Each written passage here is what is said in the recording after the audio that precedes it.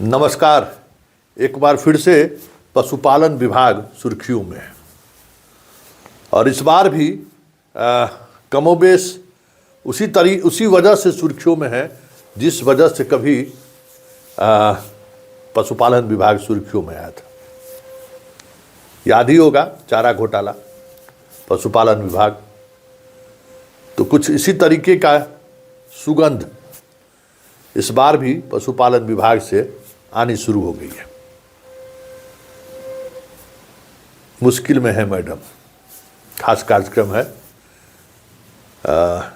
इनके कई फैसलों की अब समीक्षा होनी शुरू हुई है। इनको पशुपालन विभाग से बहुत ही प्यार रहा है और इतना प्यार कि अपने पूरे सर्विस पीरियड का सबसे ज़्यादा समय इन्होंने पशुपालन विभाग में ही दिया है और इस दौरान कई तरह के गंभीर आरोप लगे इन पर। तो है ना कि सैया भेल कोतवाल तो डर काहेगा। तो साहब इनके सीएम हाउस में थे, समझ ही गए, कहने की जरूरत नहीं है। तो बहुत कुछ प्रोटेक्शन इनको मिल जाता था।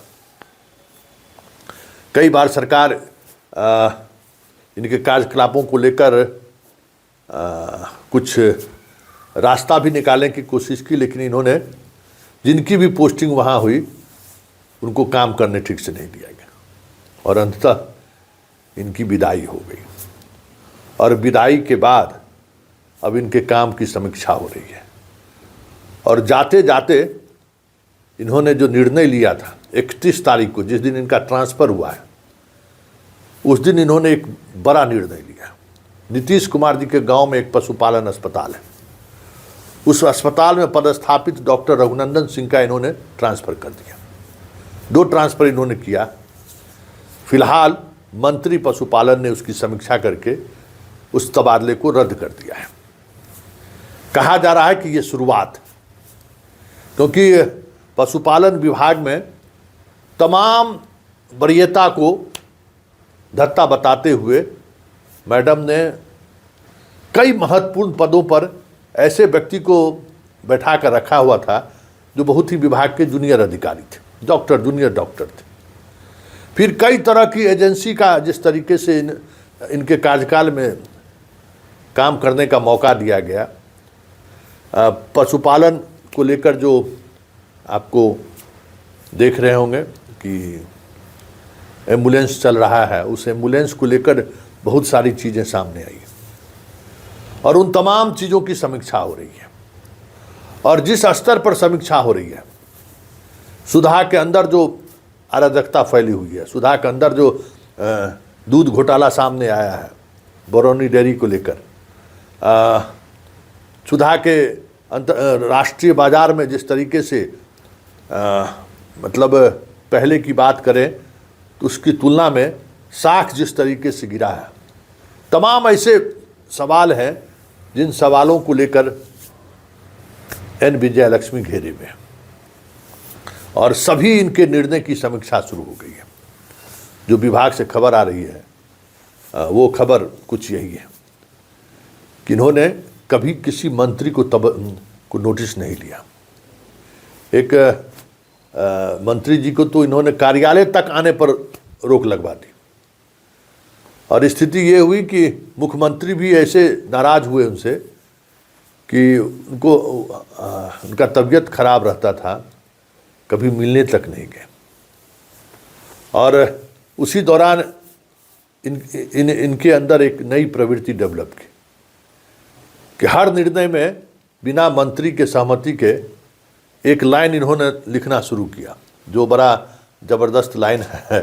जो अमूमन इस तरीके के लाइन का इस्तेमाल लोग नहीं करते हैं, वो लाइन का इस्तेमाल होना शुरू हुआ और वो लाइन यही होता था कि प्रस्ताव पर सक्षम प्राधिकार का अनुमोदन प्राप्त। तो आज ठीक उसी तरीके का पत्र एक जारी हुआ है जिसमें विभागीय आदेश 31/12 को लिया गया था। डॉक्टर रघुनंदन सिंह, भ्रमणशील पशु चिकित्सा पदाधिकारी, कल्याण विभाग। अब समझ जाइए, नीतीश जी के गांव में नालंदा को अगले विभाग आदेश तक क्षेत्रीय निदेशक पशुपालन कार्यालय केंद्रीय केंद्र पटना और डॉक्टर श्वेता कुमारी भ्रमणशील पशु चिकित्सा प्राधिकारी ढेंग सुप्पी सीतामढ़ी को प्रतिनियुक्ति क्षेत्रीय पशुपालन उत्तर बिहार क्षेत्र मुजफ्फरपुर को अगले आदेश तक पशु स्वास्थ्य उत्पादन संस्थान पर बिहार पटना में प्रतिनियुक्त किया गया था। तत्पश्चात समीक्षोपरांत कार्यहित के आदेश इतना द्वारा की गई प्रतिनियुक्ति आदेश को तत्काल प्रभाव से रद्द किया जाता है। प्रस्ताव पर सक्षम प्राधिकार से अनुमोदन प्राप्त है। सरकार के अवर सचिव जितेंद्र कुमार मिश्र के हवाले से यह लेटर जारी हुआ है। यह लेटर संकेत है कि पशुपालन विभाग में सब कुछ ठीक ठाक नहीं चल रहा है और पशुपालन विभाग में जो चीज़ें सामने आ रही हैं और जिस तरीके से सामने आ रही हैं, जल्द ही बड़ा विस्फोट होगा। क्योंकि पूरे एन विजय लक्ष्मी के कार्यकाल के दौरान कई बार ये चीज़ें सामने आई हैं कि जो जूनियर अधिकारी हैं उनको महत्वपूर्ण पदों पर, परचेज जैसे जगहों पर उनको पोस्ट किया गया है। मतलब अनुभवहीन पदाधिकारियों को तवज्जो दी गई है और इस तरीके के दर्जनों शिकायतें अलग अलग प्लेटफॉर्म के माध्यम से सरकार तक पहुंचाने की कोशिश हुई। तो जब तक साहब थे चीज़ें चल रही थी। अब साहब के अब न साहब हैं न साहब का वो रुतबा है। ये अलग बात है कि साहब आजकल एक दूसरे दरबार में हाजिरी लगाने लगे हैं और वहाँ चाहते हैं कि उसके माध्यम से सत्ता के उस समीकरण में अपनी उपयोगिता बनाए रखें। या फिर अब क्या है, साहब जहाँ थे वहाँ जो कर्म कुकर्म हुआ है वहाँ भी जांच चल रही है और यहाँ मैडम जहाँ से निकली है वहाँ भी अब नए इस तरीके से जांच चल रहा है।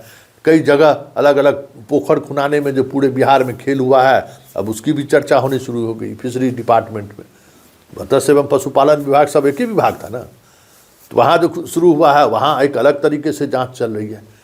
तो अब इसलिए साहब एक जगह से हटे हैं तो दूसरे जगह साहब सेटिंग करने में लगे हुए हैं कि कहीं दूसरे घर में अगर आसरा मिल गया तो इस सब चीज़ से हम लोग बाहर निकल कर चलेंगे। साहब का तो बहुत दूर तक विचार था जाने का, लेकिन फंस गए साहब और ऐसा फंसे कि बहुत मुश्किल हो रहा है उनको फिर से वापसी की। खैर ढूंढते रहते हैं। एक बार मैडम के सहारे साहब तक पहुंचने की कोशिश भी किए साहब, तब अब मैडम भी वहाँ नहीं है जहाँ बड़े साहब से इनकी मुलाकात हो सके और अन्य मार्ग में तो एंट्री ही बंद हो गई है। तो बहुत सारे ऐसे कारण हैं जो इस एक्शन के पीछे की पटकथा को लिखा गया है। लेकिन सबसे बड़ी बात यह है कि जिस तरीके से इन्होंने 6-7 वर्षों के दौरान विभाग को चलाया है और उस दौरान जो निर्णय इन्होंने लिए हैं, अब उस निर्णय की समीक्षा जिस स्तर पर होनी शुरू हुई है, आने वाले समय में कई पदाधिकारियों पर गाज गिरता हुआ दिख जाए तो कोई बड़ी बात नहीं है। कई निर्णय इनके पलट दिए जाए तो ये भी कोई बड़ी बात नहीं।